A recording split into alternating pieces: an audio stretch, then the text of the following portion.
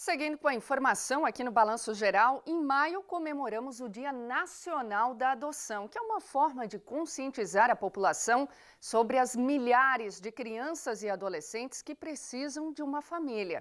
Isso chegou até a motivar o Ministério Público de Santa Catarina a criar uma campanha chamada Laços de Amor, com histórias inspiradoras sobre a adoção. A gente vai conhecer agora a história do Gustavo. Quando surgiu a ideia de adoção na minha vida, era uma adoção recém-nascido. E quando eu conheci o Gustavo, eu mudei toda a minha ideia de adoção. Eu optei pela adoção tardia. A intenção era a gente passar o final de semana juntos. Algumas horas antes de eu avisar ele que a gente teria que retornar, ele olhou para mim e disse: "Tia, deixa eu ficar contigo." E a partir do dia 30 de abril de 2008, Gustavo passou a fazer parte da nossa família. Ele estava aguardando uma família, né? Mas a dificuldade toda era em função da idade dele. A maioria das pessoas querem recém-nascido, querem do olhinho azul, querem loirinho, né? São características físicas assim, que às vezes distorcem e as pessoas não têm noção do que é adoção. Como é que vai ficar aquele adolescente lá? Qual é o rumo que ele vai ter? Meu filho hoje consegue sorrir, ele consegue brincar, mas quando ele veio, ele não conseguia sorrir. Ele passou por muitas violências psicológicas, físicas, verbais. Daí quando eu vim pra cá, ela falou assim, né? Porque você é a tua maior companheira. Eu também quero ter filho adotivo. Porque pra ajudar as pessoas, assim, que lá estão sofrendo lá. Não tem família, não tem companheiro, não tem gente pra acolher. Às vezes tem até medo, né? Minha vida mudou completamente, mas não mudou para pior, mudou para melhor. Ele é um filho muito amado, muito carinhoso, beijoqueiro demais, né? A gente tem uma relação muito forte, nós dois. Ele me ensina todo dia alguma coisa diferente. Não existe um manual de orientação nem de filho adotivo nem biológico, mas existe uma coisa muito mais forte, que é o amor. Pra adotar não dá, né? Tem que ter amor. Ela me ama, eu amo ela. A minha família é a coisa mais importante, né? É alegria de viver.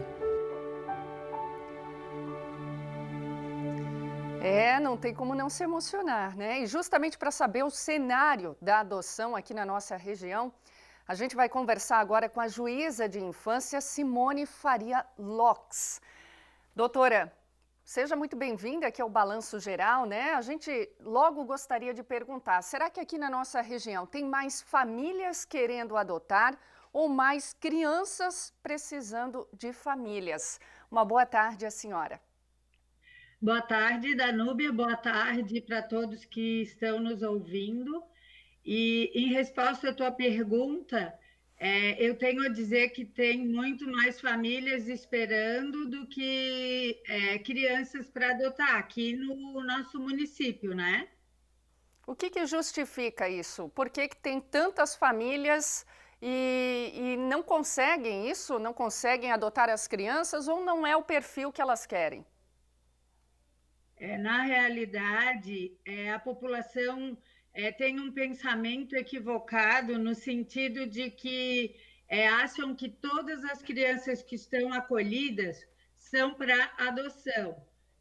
Mas não acontece assim. A criança, quando é acolhida, ela tanto pode voltar para a família natural, biológica, ou ficar na família extensa, que é avô, tio, irmão, ou então ela vai para adoção. E, além disso, o perfil mais procurado é até 2, 3 anos, menina, branca. Então, por isso que afunila bastante o perfil de interesse, né? E é onde há essa dificuldade. Muitas vezes, quando o casal ou o adotante aumenta um pouco essa idade de preferência, logo adota. É o que a gente viu aí na história do Gustavo, né? O vídeo que rodou antes aqui da nossa entrevista. É um perfil que geralmente fica no abrigo e que tem demora aí para conseguir uma família, né? Sim, até é chamada de adoção tardia, geralmente a partir de 8 anos, né?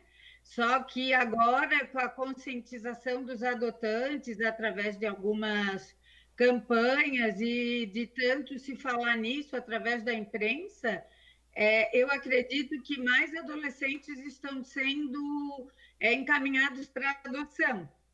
Tem uma estatística aqui na nossa região de quantas crianças já foram adotadas?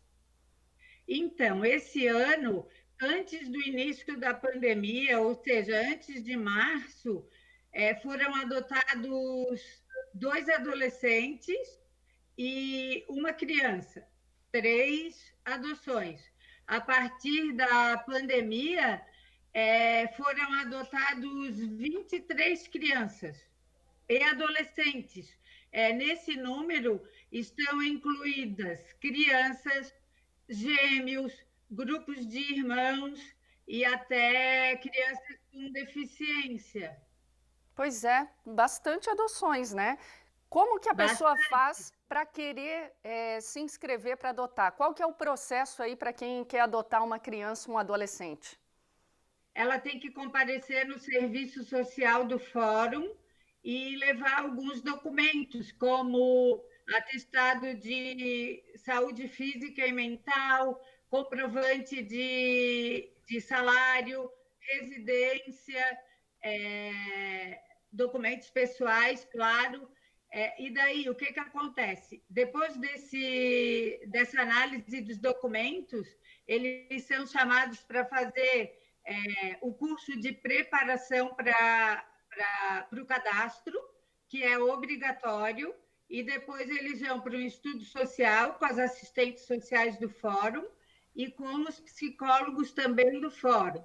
A partir daí, vai para o Ministério Público dar o seu parecer e depois vem para mim para sentenciar, ou seja, para cadastrá-lo ou não para adotar. Tem uma estatística aí, não sei se a senhora tem acesso, de quantas crianças aqui na região que precisam de uma família? Olha, eu tenho hoje abrigados, né, acolhidos, 66 crianças e adolescentes.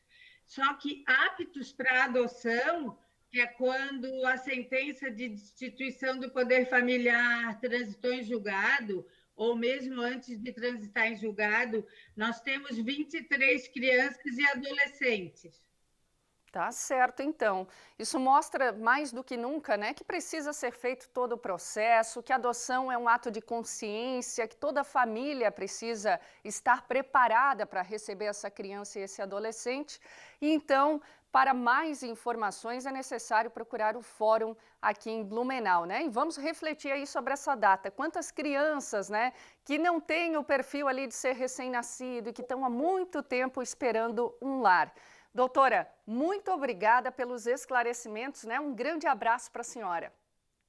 Eu que agradeço a oportunidade de esclarecer esse assunto tão caro para a sociedade.